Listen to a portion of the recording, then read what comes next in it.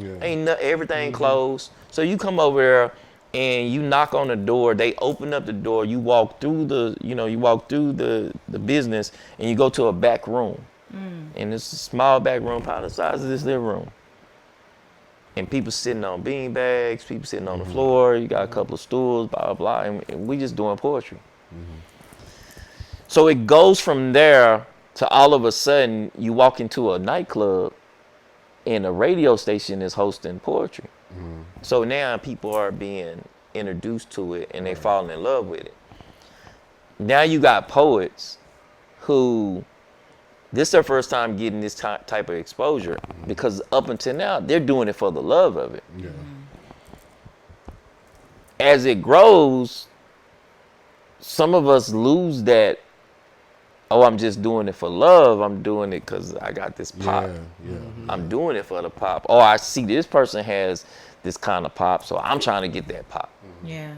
Then it started talking about money. Now I got to get paid to do what I'm doing, blah, blah, blah. So it reaches a level where it's being recognized. But I had to I eventually got into it with a poet who was doing shows, promoting shows, putting on his own shows. And he was like trying to figure out like the clubs, because we started out in the houses. Right. We started out in clubhouses, things that I could rent out and run everything myself. Yeah. We got recruited by the clubs. They would come to they knew what the hell we were doing. Like, that's what we were saying when we was like, we didn't have social media, but somehow word was getting back to the club that this dude is doing a show in Lake Ridge and in DeSoto, and not in small houses. We were in big ass houses, 2-story house. We gutting them bitches out and filling it up with people. The neighborhood is packed with cars. We in Lake Ridge. Anybody know about Lake Ridge? Them giant homes. And we got food, we got drinks, we got a whole show. You walk in, I remember people would call and be like, hey, I'm here, but it looked like it's a house. Like, and they knock on the door. They opened up, come in, they was like, I walked in, it's a whole fucking club. Like, y'all just had it, And so we created a vibe where people wanted that, but the people that was performing, they were newbies. They were, they were fresh to this entertainment thing, not the craft, because the musicians, they knew what they were doing. They just hadn't played in front of groups like this. Poets hadn't performed in front of people like this. So that was like the peak. But the issue was when we go to the clubs, we had the clubs recruiting us there, but it was a money grab for them. They was like, on a Saturday night, if you got 150 people in a house, I need them 150 people at my club. So they can buy the drinks and do all that. So that probably was one of the biggest mistakes, if I go back and, was taking what we were doing and allowing the clubs to buy us in, because now we lost revenue on, because we was managing our drinks, our our food.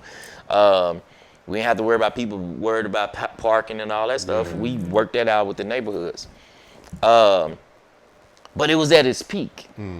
The clubs wasn't gonna pay you for that, because what a lot of poets didn't master was entertaining a crowd of people who was not there to see poetry. And that was the difference. That's one of the things that I could say I always stood, that made me stand out, was that I could go anywhere and perform poetry. Because I figured out it's more about getting the crowd to engage with you. Same thing I used to tell the bands. If y'all can get the crowd with you, you own them. You can do whatever the hell you want to. You can't do a show and say, oh, all we playing is original music. They sitting there like, we don't know this shit. Right. But if you got them engaged with them, you can. Y'all like that? We just covered or whatever. We got this new song that we have to hit. Y'all tell us how it is. Boom, boom, boom. They already with you. But if they don't know you, don't get up there and do covers. I mean, you don't do. I had somebody, one of the guys. Oh, we don't do covers. You'll never play for nobody. You'll never play for nobody. This is a song I wrote yesterday. Boo! Like, I don't want to hear that shit. Like, play Frankie Beverly. It's so with poetry, it was the same way. You had to figure out a way to get them engaged, whether that's me walking in the audience, making them listen to me. Yeah. So it reached a peak, but it never broke through to a level where musicians had, that comics had, that singers had, that they could go somewhere and command, a pay rate, and command people to see. People they come to clubs to see the band. They come to places to see the singer. They go to comedy shows. Not too many people was doing that for poetry. Right. We was tapping into that. I still feel like we didn't go all the way where it was a national thing, but we had our own stage, so we could do that. The poetry today, what I see is they're still trying to be where we were. They behind the ball. And even if they want to say that they are, and I'm not here to say that they're not, but if they want to say that they are, that is so 2010. Yeah. Talk about it. So Talk about it. Where is the if evolution? If I'm doing something that was done in 2010 and 2024, and I'm not seeing the residual success that I saw that they were doing in 2010, it's because you're still lost in time. Yeah. Wow. So it has to evolve. Wow. So wherever we left it, the new generation needed to figure out a way to tap into it. In music, they did that. Whether or not we think the mumble rap That and is all of that and the so trap music is true. these young cats, Soulja Boy started it, where they started making money on their own. Yeah. In their own YouTube, way. they made it in their own way. And so it was like, no, they didn't. So I see it and I'm like, I'm not impressed. I'm not hating on it, but I'm not impressed because I'm like, y'all not doing nothing that we didn't already do. If anything, it looks like y'all mimicking what we did back then, Right. which Without I don't the even want to substance. see that. Yeah. Yeah. Like, I don't even want to, which a question y'all probably have for me, when am I bringing the wine cellar? When are we doing the wine cellar? The wine cellar back. At this point, I can't say that I will do one because I don't have a desire to do it. It's the same thing with the podcast and the shows. If I do it, it has to be, it can't look like 2010.